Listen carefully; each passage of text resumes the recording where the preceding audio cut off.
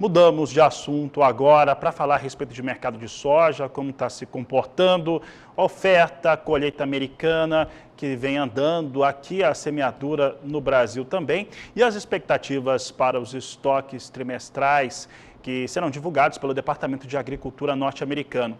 Para falar a respeito de como que o mercado está reagindo, nós vamos conversar agora ao vivo com o Enio Fernandes, da Terra Agronegócio, que participa conosco nesta edição de Agricultura BR. Enio, boa tarde. Como que os negócios eles têm andado na expectativa desses três fatores agora, né? A colheita americana, plantio aqui no Brasil e também os estoques trimestrais dos Estados Unidos? Primeiro, é muito bom estar com vocês novamente. Obrigado pela oportunidade. Bom, vamos lá. O ponto mais importante agora é a produtividade média americana. As colheitadeiras estão apresentando produtividades extremamente variadas. E na mesma região, às vezes na mesma cidade, as produtividades muito variadas. Isso está dando insegurança para o mercado. O mercado deveria estar um pouco mais pressionado. E nós estamos vendo o contrato novembro, orbitando perto de 13 bushels points. Você vai o março e o maio do ano que vem, trabalhando a 13,50 bushels points, primeiro por causa dessa insegurança na produtividade norte-americana. Segundo, as origens norte-americanas estão comercializando pouco, estão vendendo pouco produto agora. Isso está acontecendo porque eles estão também inseguros de saber qual vai ser o tamanho da sua safra. Dito isso, nós temos dois relatórios importantes, tem o de estoque trimestrais, mas no dia 12 do 10, você tem a oferta e demanda mundial, que aí o USDA vai apresentar novamente a produtividade média das lavouras norte-americanas. Então, essa conjunção de valores está amenizando a entrada da safra nos Estados Unidos, que deveria pressionar um pouco a mais, deveria pressionar mais Chicago. Enio, e nesse aspecto também nós colocamos aqui como é que vem o produtor brasileiro, o sojicultor, porque ainda temos uma quantidade considerável de soja para comercializar. Vou chutar agora aqui, pelos dados que a gente tem recebido, em torno de 30 milhões de toneladas de soja da safra 22-23. Temos a entrada da safra norte-americana e um cenário que não seria adequado, que seria positivo para o produtor do Brasil, seria estar em concorrência com essa soja nos Estados Unidos, que vai ficando cada vez mais competitiva do ponto de vista financeiro no mercado internacional. Como negociar bem neste momento, Enio, falando para esse produtor? Bom, primeiro nós temos um ponto importante aqui. A soja norte-americana está mais cara que a brasileira por alguns fatores. Primeiro, a produtividade lá um pouco menor e a retirada dos produtores da ponta de venda.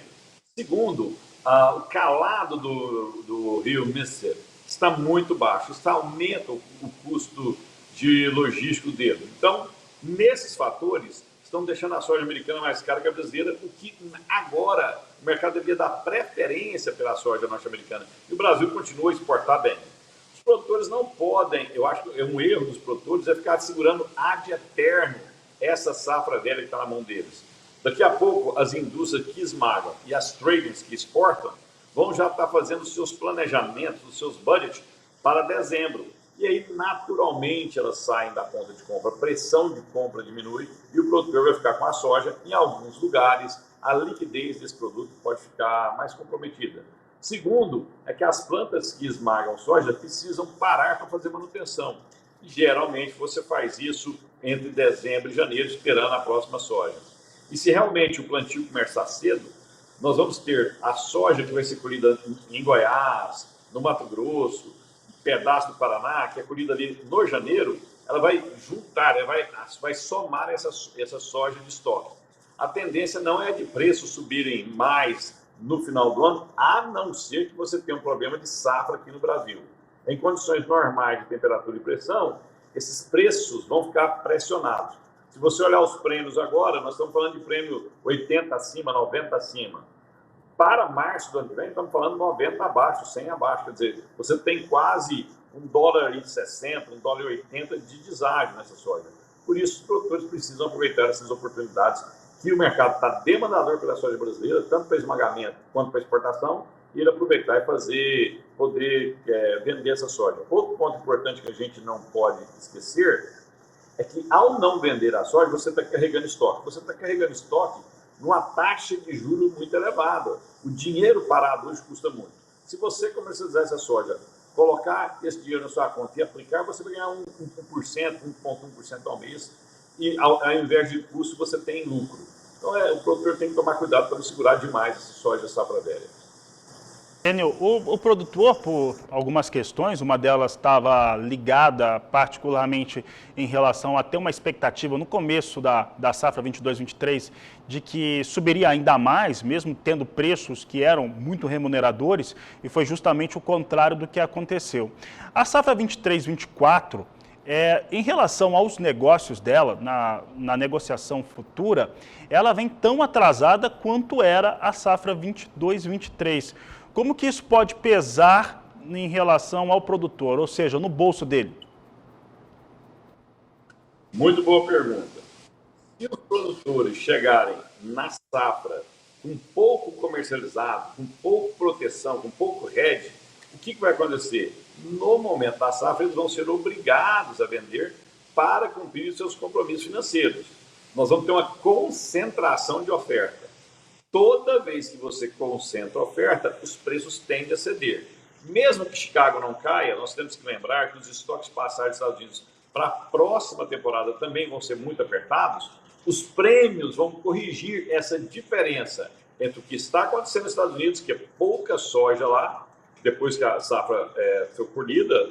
Se você olhar o uso e demanda, tem pouca soja nos Estados Unidos, mas nós temos um bom volume de soja aqui no Brasil, já projetado para o ano que vem. E não é só no Brasil, na América do Sul. A Argentina perdeu mais de 20 milhões de toneladas. Só a Argentina coloca 20 milhões de toneladas a mais no mercado. O Rio Grande do Sul, Seca, perdeu 5, 6 milhões de toneladas. Então, você sai de uma produção de 150, 155, você pode ir a 165 milhões de toneladas no Brasil, mais 48 milhões de toneladas na Argentina. É muito produto. Isso deve pressionar os preços. Nós estamos falando na questão de deve, porque depende do clima no Brasil. O mercado não está apto, não está preparado para perder nada de soja. Nós não podemos perder safra no Brasil. Isso vai deixar o mercado extremamente estressado. Mas, de novo, em condições normais de temperatura e pressão, a tendência é os preços cederem, ou por Chicago ou pelo prêmio, se o produtor chegar lá na hora de comercializar sua soja, ele super ofertar e tiver que fazer caixa para honrar seus compromissos.